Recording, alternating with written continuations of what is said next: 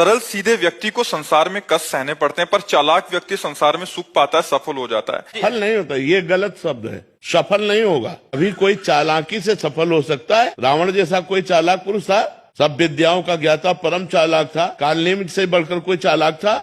पूरी संजीवनी बूटी जैसी ही द्रोणागिरी में हर औषधि को कर दिया और साधु बनकर बैठ गए। हनुमान जी ने मार डाला, राम जी ने रावण को मार डाला, रहा न को कुल रोवन हारा। चालाक पुरुष सफल कैसे हो सकता? नहीं, सीधा सरल पुरुष कष्ट पा सकता है, पर सफल सीधा और सरल सच्चाई पर चलने वाला हो। जैसे धर्मराज युधिष्ठिर बिल्कुल सीधे थे, यहाँ तक इतने सीधे थे कि युद्ध क्षेत्र में कल कौन सी रणनीति है वो जाके दुर्योधन सीधे पूछ लेता था। भ्राताश्री कल कौन सा चक्रव्यूह रचना है वो बता देते थे। इसीलिए भगवान दो बैठक करते थे, एक युधिष्ठिर के साथ और एक युधिष्ठिर से अलग। युधिष्ठिर के साथ जो बैठक की वो चक्रव्यूह रचना ही नहीं होगी, क्योंकि वो दुर्योधन को पता हो। इतने सरल थे कि वो आके पूछ लेते, वो पूरी बात बता देते थे। तो आप देखो विनाश किसका हुआ? चतुर चालाक, जिसके साथ शकुनी, दुशासन, कर्ण, दुर्योधन के साथ इतने चालाक, चालाकी की हद थे ये लोग। तो क्या ये लोग सफल हुए?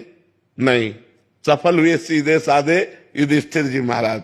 तो चालाक पुरुष तुम्हें सफल होते नजर आएगा, लेकिन सफल नहीं हो सकता। सीधा साधा पुरुष तुम्हें दुख भोगते नजर आएगा, लेकिन वो दुख भोगेगा नहीं, आगे चलकर वही विजय को प्राप्त होगा। थोड़ी यात्रा ऐसी है जिसमें संशय हो सकता है देखकर कि बेईमान, दुष्ट, चालाक, कपटी पुरुष उन्नति को प्राप्त हो रहा है और धर्मात्मा, ईमानदार दुख को प्राप्त हो रहा है। लेकिन परिणाम में जो सही चल रहा है उसका सही परिणाम होगा, और जो गलत चल रहा है उसका गलत परिणाम होगा पक्का। उसका पुण्य उसको साथ दे सकता है, लेकिन जो जीवन का परिणाम है वो ये पद नहीं है। मरोगे तो तुम्हारे साथ पद नहीं जाएगा, तुम्हारे साथ रुपया नहीं जाएगा, अच्छाई जाएगी, तुम्हारे सत्कर्म जाएंगे।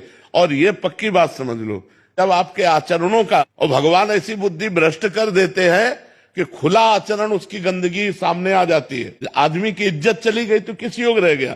तो ये पक्का समझ लो, अच्छा पुरुष और धर्मात्मा पुरुष दुखी हो सकता है लेकिन हार नहीं सकता। विजय को वही प्राप्त होगा, ये निश्चित बात है। सामने से तो बहुत सुंदर दिखाई दे रहे और पीछे जो पाप कर रहे तो मालिक देख रहा है, उसका हिसाब मालिक करेगा। मालिक की दुकान में है सबका जीवन खाता। पाई भर का भी चूक नहीं होती हमारे मालिक से, एक एक बात का हिसाब होता है।